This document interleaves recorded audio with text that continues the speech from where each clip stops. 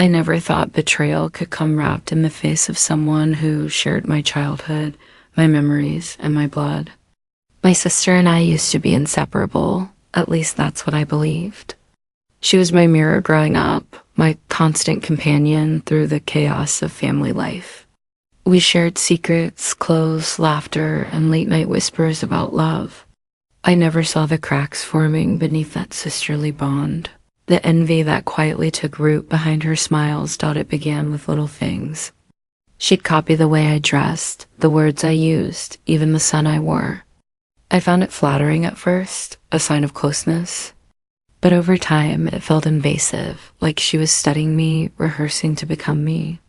I brushed off the unease.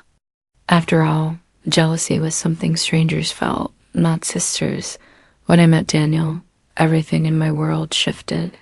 He was kind, attentive, and believed in me when no one else did. For the first time, I felt seen, not as someone's daughter or sibling, but as myself. My sister seemed happy for me. She attended our engagement party, raised her glass, and smiled in all the photos. Yet beneath that smile, something darker was simmering. I just couldn't see it yet. The rumors began quietly, like whispers in the wind. Friends started avoiding me. Daniel grew distant. My mother looked at me differently, a mix of pity and disappointment. When I asked why, no one would tell me the truth, until Daniel confronted me one evening, his voice trembling. Someone had told him I was seeing another man behind his back. Someone had shown him messages, screenshots, proof. He didn't believe me when I said they were fake. His silence was the end dot I shattered that night. Every dream, every promise fell apart in a single conversation. I spent weeks searching for answers, trying to piece together who had done this to me. It didn't take long. One careless text, one forwarded message, and everything became clear. The person who destroyed my engagement, who poisoned every bond I had, was my sister Dot. The discovery didn't bring anger right away. Just an emptiness so deep it felt endless. I replayed every memory, her laughter, her hugs, her words, all of it suddenly drenched in deceit. She had wanted him, wanted my life, wanted to stand where I stood. She had taken everything from me. But as the pain settled, something colder began to form, not hatred, but resolve. It was almost poetic how the truth came to me. While cleaning my late father's office, I found a sealed envelope labeled Private Family Records. Inside were documents, letters, and one thing that froze me where I stood, an old DNA report. My sister's name was on it, and the words, "not a biological match." For a long time, I just stared.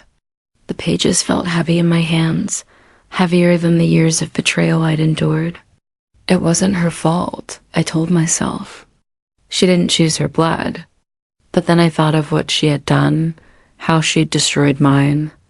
She'd lied, manipulated, and taken joy in my pain, Dad, so I did what she did to me. I let the truth find its way into the open. Quietly, precisely, without a single word spoken from my mouth. I left that DNA report where she'd find it, slipped gently into a family album beside our childhood photos. I didn't have to say anything. The silence did the work for me. When she discovered it, the balance shifted. Suddenly, the world she built on lies cracked under its own weight. Family dinners grew tense. Questions were asked that she couldn't answer. For once, she was the one standing in the center of judgment, and I stood outside it, calm, detached, and free. People often think revenge is loud, that it's fire and fury. But sometimes it's quiet. It's the sound of truth breathing where lies once lived. I didn't expose her to humiliate her. I let the truth breathe on its own. I let it do what it does best, destroy what's false. It's been a year now since everything fell apart. Daniel married someone else. My sister moved away. We don't speak anymore. But I found peace in the quiet. Not all wounds bleed on the outside. Some just leave shadows that fade with time. When I look at our old photos, I don't feel anger anymore. Just a strange sadness, a mourning for the sister I thought I had, the family I believed in, the innocence I lost. I learned that truth doesn't always heal, but it frees you. And freedom, after all that pain, feels like forgiveness. Because in the end, the DNA didn't just reveal her secret, it revealed mine too. That sometimes blood means nothing and betrayal runs deeper than family ever could.